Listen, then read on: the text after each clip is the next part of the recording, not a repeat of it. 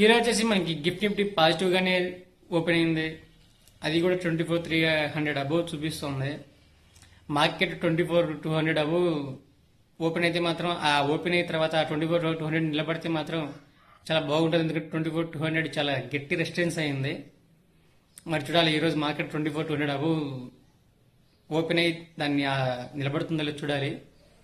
Next వచ్చేసి మనకి ఇంకా బ్రెంట్ క్రూడ్ కూడా పాజిటివ్ గానే ఉంది. 71 అబోవ్ ట్రేడ్ అవుతుంది. సో ఇవి పాజిటివ్స్. నెగిటివ్స్ వచ్చేసరికి ఇరాన్ వాళ్ళు ఇప్పటికీ యుఎస్ కి వార్న్ చేస్తానే ఉన్నారు ఏదో ఒకటి.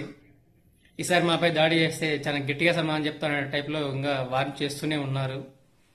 ఇంత నడుస్తూ ఉంది, పీస్ డీల్ నడుస్తుంది, సీజ్ ఫైర్. ఫ్రైడే వచ్చేసరికి వీకెండ్ వచ్చేసరికి యుఎస్ ఇరాన్ సంబంధించి ఏదో టాపిక్ నడుస్తుంది. సింపుల్ గా చెప్పాలంటే ఇక్కడ ఇంకో న్యూస్ ఉంది. ట్రంప్ గారు ట్రేడింగ్ చేసి దాదాపు 19,000 కోట్లు ఎంతో సంపాదించారు న్యూస్ వస్తుంది.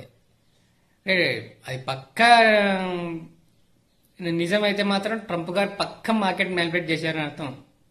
అంటే ఆయన ఏదో స్టేట్మెంట్లు ఇవ్వడం, మార్కెట్లు ఇంకా ముందే పొజిషన్ తీసేసుకొని ఏదో చేయడం అనమాట.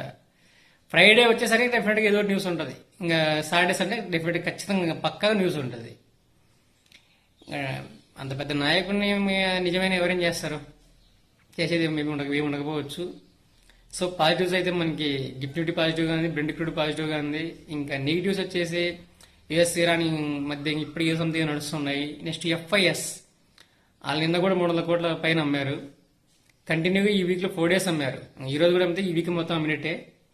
వాళ్ళంత కంటిన్యూగా ఎందుకు అమ్ముతున్నారో వాళ్ళకన్నా అంత స్ట్రాంగ్గా వాళ్ళకి ఏం కనపడుతుందో ఏం అర్థం కావట్లేదు. బట్ వాళ్ళు అమ్ముతూనే ఉన్నారు. చూడాలి మరి ఏం జరుగుతుందో. సో ఈరోజు మార్కెట్ ఓపెన్ అయ్యాక ఎలా ఉంటుంది, ఎలా సెక్షన్ అవుతుంది, ఎలా క్లోజ్ అవుతుందో చూద్దాం. ఈవినింగ్ వీడియోతో మళ్ళీ కలుద్దాం.